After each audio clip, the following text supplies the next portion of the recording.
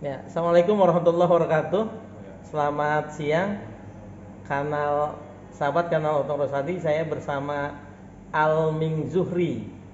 Nih Alming itu karena aku lahir di hari Minggu, Zuhrinya di Ba'da Zuhur. Ba'da Zuhur itu setelah sholat zuhur. Alming Zuhri ini ada di sampingnya Pak. Insya Allah Profesor Doktor Insinyur Ikut Buderaga. Dan satu lagi kandidat profesor juga, Profesor Doktor Sumartono Mulyo Harjo. Ini ada satu lagi Andri. Kedua anak ini, kedua mahasiswa kami ini berasal dari teknik sipil dan keduanya datang untuk melaporkan atau menghadap lah ya untuk menyampaikan sudah selesai melaksanakan tugas MBKM. MBKM itu kepanjangan dari Merdeka Belajar Kampus Merdeka. Nah, MBKM-nya ikut Kementerian Sosial, namanya Pejuang Muda.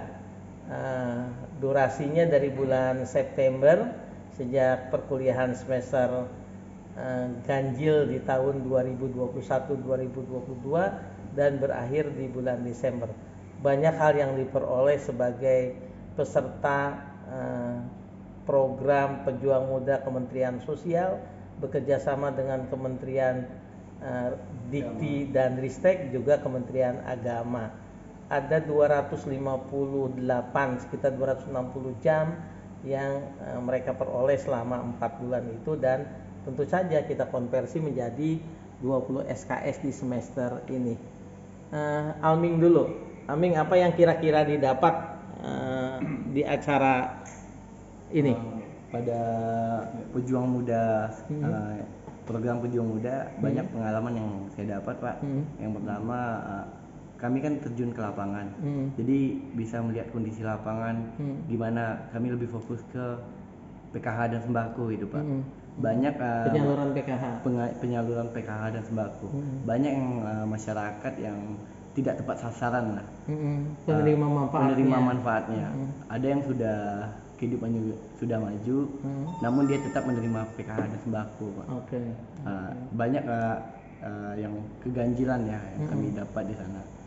Alming saat itu di pesisir ya? Ya, di Pesel, Pak. Di pesisir selatan. 9 orang mahasiswa lainnya dari mana saja? Itu tuh ada yang dari UIN Suskaryau, ada yang dari Unja, ada yang dari UIN IB 2 orang, dan ada yang dari UNP. UNP. Universitas Negeri Padang ini. Dengan jurusan yang berbeda-beda. Satu dari Gunadarma. Ya, Gunadarma.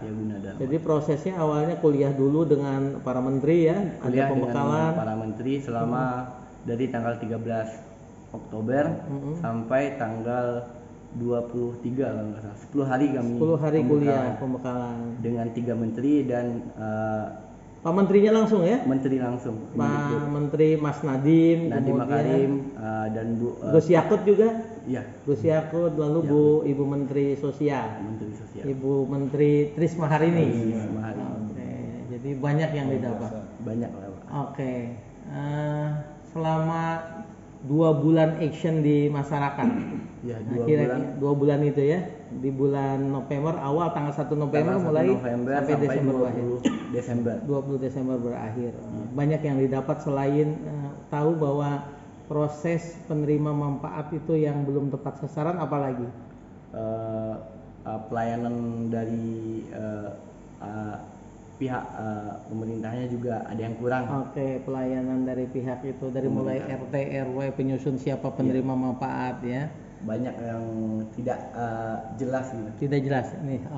Ada beberapa. Ada beberapa lah yang tidak jelas. Tapi itulah tugas pejuang muda, diturunkan ke lapangan, melihat kondisi lapangan. Untuk memastikan sebetulnya penerima manfaat itu tepat sasaran. Iya. Dan memvalidasi datanya, ada yang sudah meninggal masih hidup atau sudah meninggal. Itu namanya data apa? Data KS. DTKS itu apa?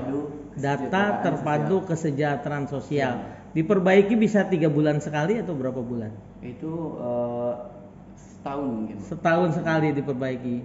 Tetapi kan operator bisa memperbaiki seperti Sekarang kami itu udah pakai aplikasi Sagis yang sebelumnya itu memakai SIGNG.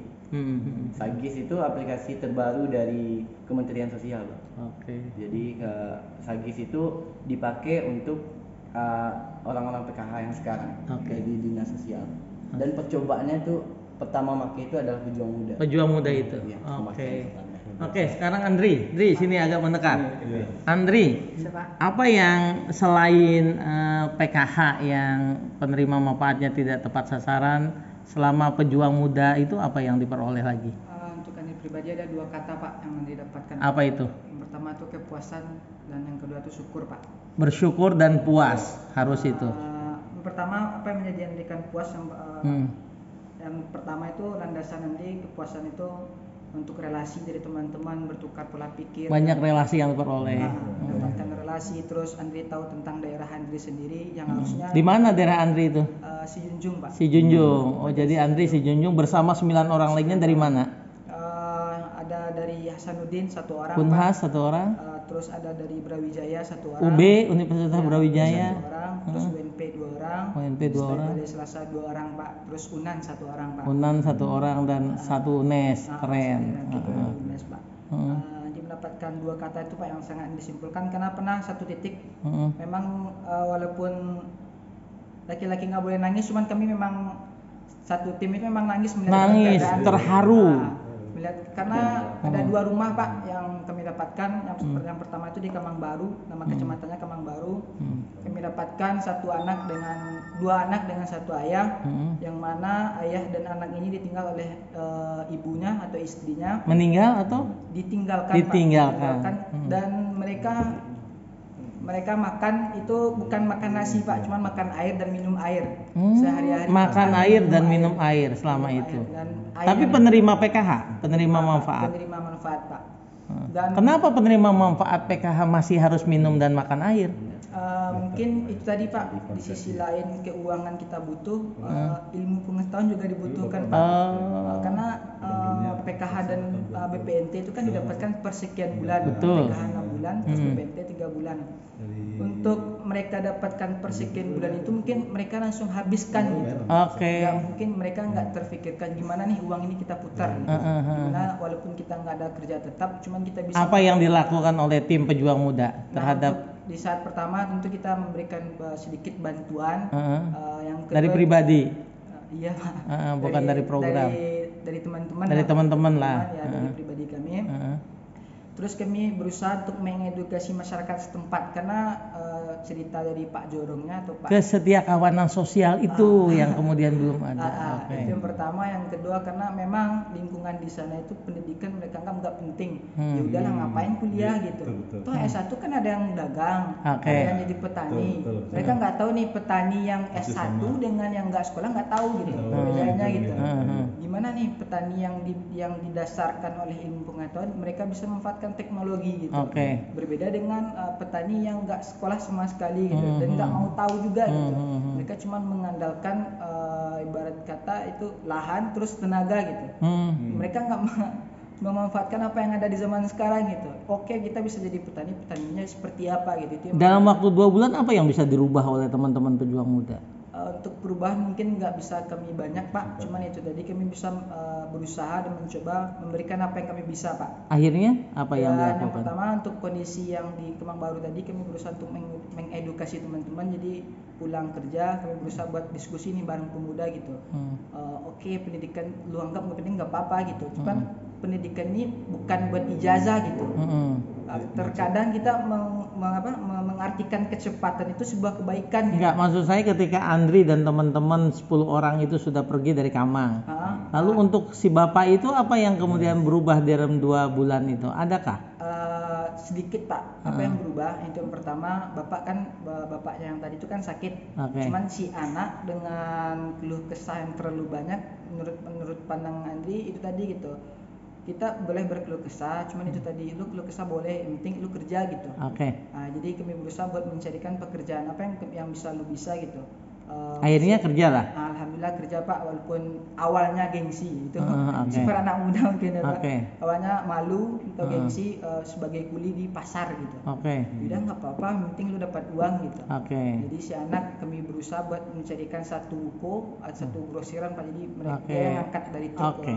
Jadi akhirnya kerjalah salah seorang anak dari dua anak itu. Yang satunya tetap di petani. Yang satunya si anak memang nggak bisa kerja berat Pak, jadi ya tanam-tanam sayur di depan. Ada lahan di sana sedikit. Sedikit ada Pak. Ada lahan, dan itu yang bisa dilakukan oleh anak yang tidak kerja di luar itu, menemani bapaknya.